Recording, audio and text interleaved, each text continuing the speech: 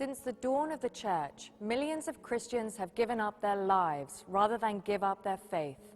To be a religious martyr is to be so secure in your beliefs that even the threat of death isn't a deterrent. And although it's often associated with Roman persecution of early Christians, martyrdom is still happening to this day. Welcome to Mysteries of the Church. I'm your host, Carolyn Morrison. In this episode, we look into the history of Christian martyrdom and the lives of those who made the ultimate sacrifice for what they believe.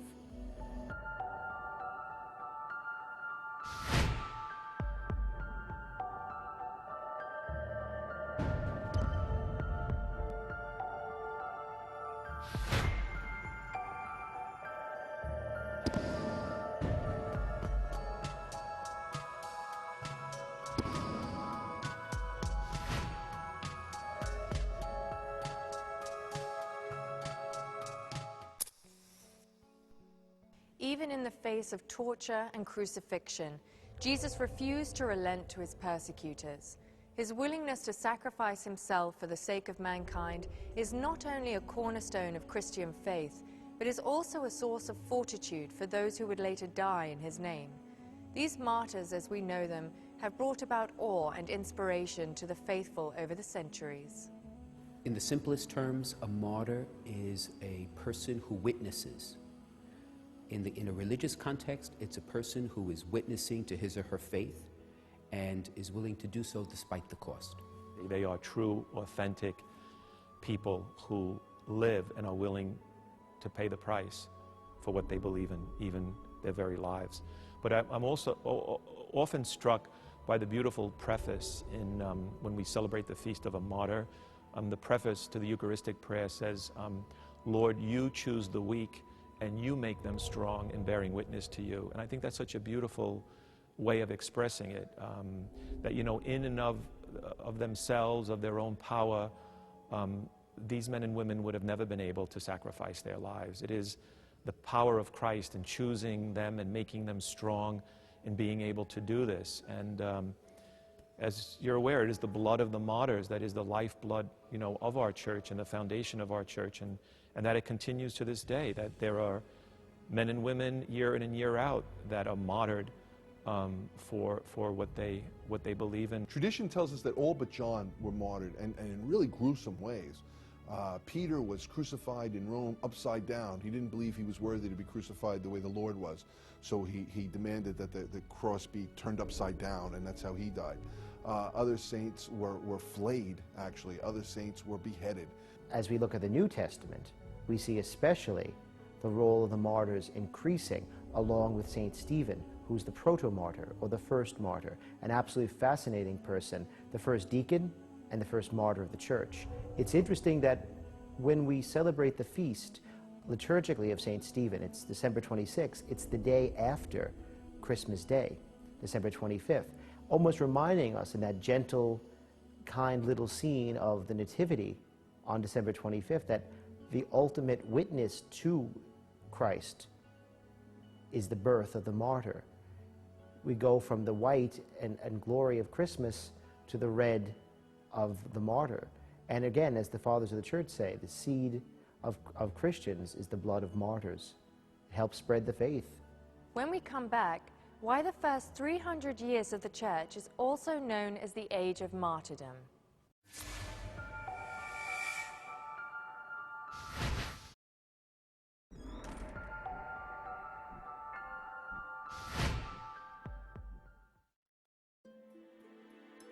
Welcome back to Mysteries of the Church. The most critical time for Christianity was right from the beginning. Not only were Christians becoming alienated from their Jewish brethren, the evangelization of the new faith often brought about persecution from the Roman rulers. In fact, the treatment of Christians at the hands of the Romans was so brutal that the first 300 years of the church is also known as the age of martyrdom. Christ chose the apostles and sent them forward to preach the good news of the kingdom of God, to preach really the fact that he is the Lord, he is risen from the dead, triumphing over sin and death. Each of the apostles met with martyrdom in unique ways, with the exception of John the Evangelist. The first martyr is Saint Stephen, who suffered a terrible death in being stoned to death. There were some Jews at the time who just saw him as a threat, and like most times when we see people as a threat, whether in a direct way or an indirect way, we just want to marginalize them or get them out of the way. And that's exactly what they attempted to do to Stephen, accusing him of idolatry, which was not the truth. So there were false accusations, and it's often compared to the death of Christ, and the false accusations that were brought up against Christ. And of course, Stephen defended himself, but made no excuses for what he was preaching, for he was preaching the truth, as Christ made no excuses for his life. There appears to have been situations in which stonings were allowed, to stone someone was allowed, if it was in the midst of a blasphemy or the breaking of the law. We see that with the woman caught in adultery.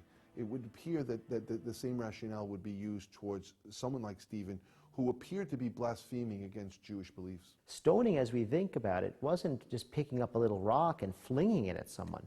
It was a very horrific thing. You'd corner someone and you'd pick up huge pieces of stone and rock and hurl it at them until they died. He died a horrific, horrific death, and all because he refused to stop preaching in the name of Jesus Christ. The persecution of Christians at the hands of the Roman Empire didn't end until the 4th century under the rule of Constantine, the first Christian emperor. Ultimately, the strategy of threatening Christians with the penalty of death didn't work. In fact, stories of martyrdom only strengthened the church by inspiring more people to the faith. When we return, we look at the lives of 2 celebrated martyrs, St. Peter and Joan of Arc, and later on, how the martyrdom of Christians continues to this day.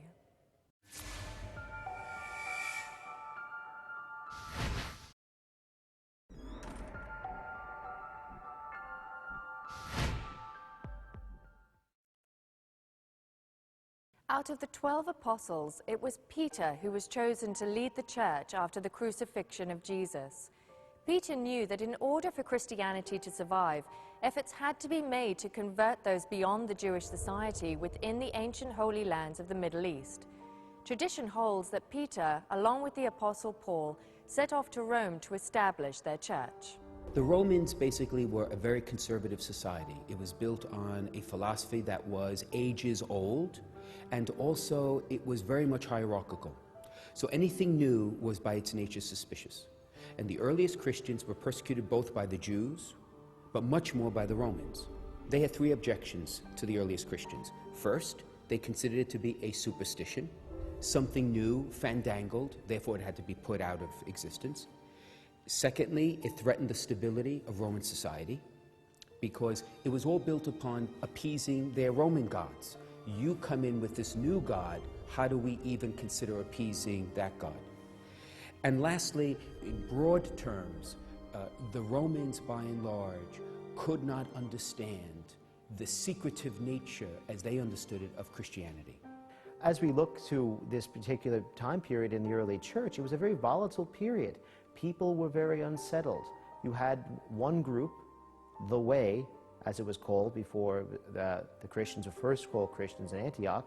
On the other hand, you had people in the Jewish religion who wanted to preserve their faith.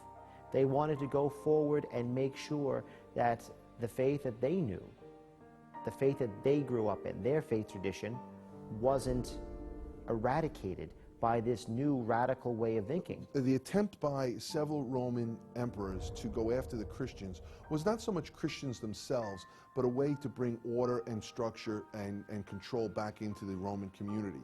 The Christians posed no direct threat to the Romans, but they were the outsiders, they were the new ones, and they were easy to go after. In the early church, St. Peter is the foundation of the leadership of the church. We see that in Scripture when Peter is either given the primary number in the listing of the apostles, or when there are 3 apostles, Peter is the one in the middle.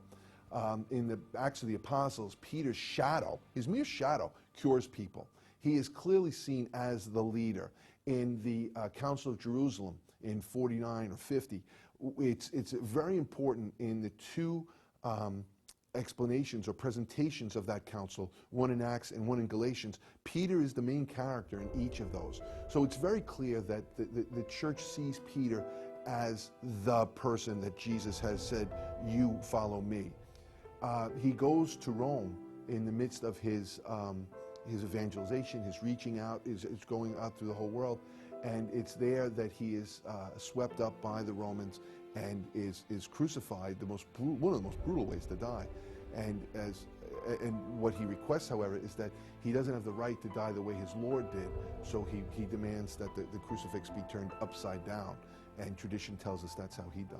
Another account of martyrdom involves the remarkable life of a peasant girl who would rise up to become a brilliant military leader and heroine of French nationalism, all before the age of 20.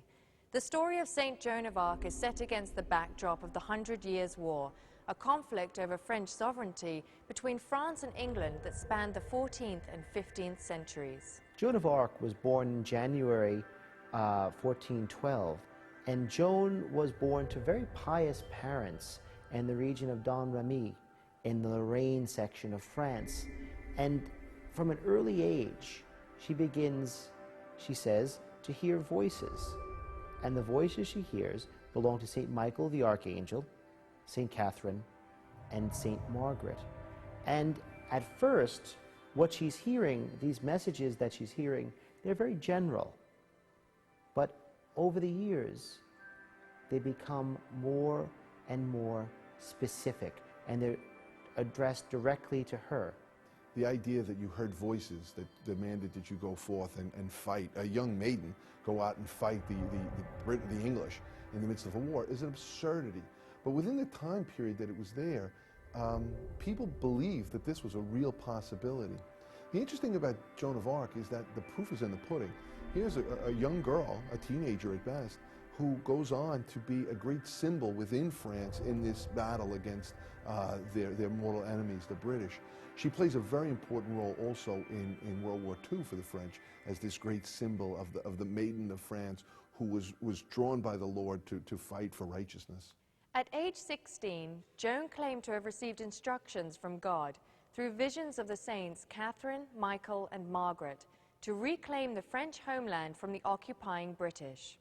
Through circumstances and perseverance, she was able to convince the dethroned King Charles VII to send her to Orleans, where the French army was laying siege to the occupied city. Much to her credit, the French was victorious and the city was reclaimed. A successive series of military victories under her leadership eventually led to the recrowning of Charles VII as the King of France.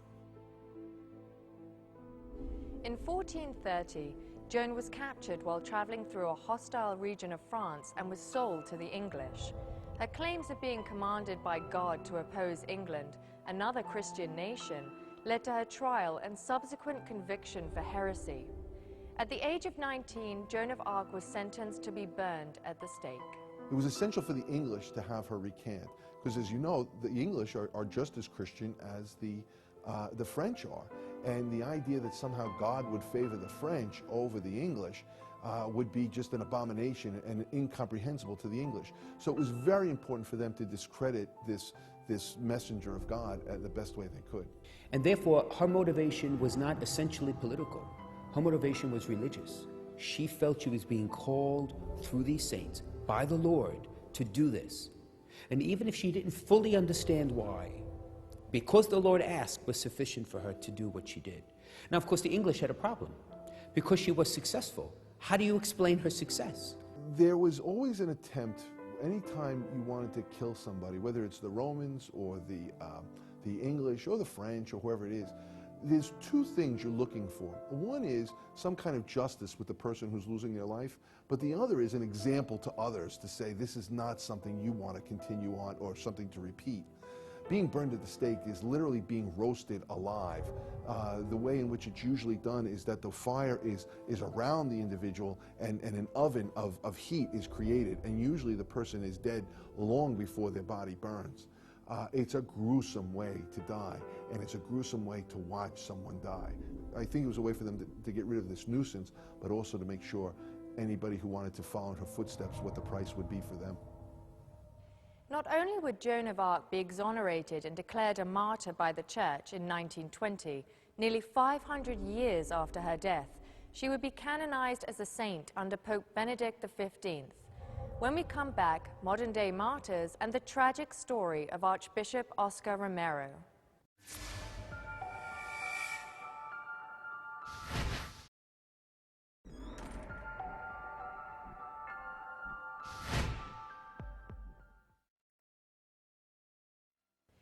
You may be surprised to know that more Christians have been persecuted over the last century than any other, including any century during the Roman Empire. The war-torn Middle East has produced thousands of Christian refugees, while the communist regimes in places like China force Catholics to worship in secret, even to this day. And tragically, where there is religious persecution, there are martyrs. We continue to have martyrs to this day.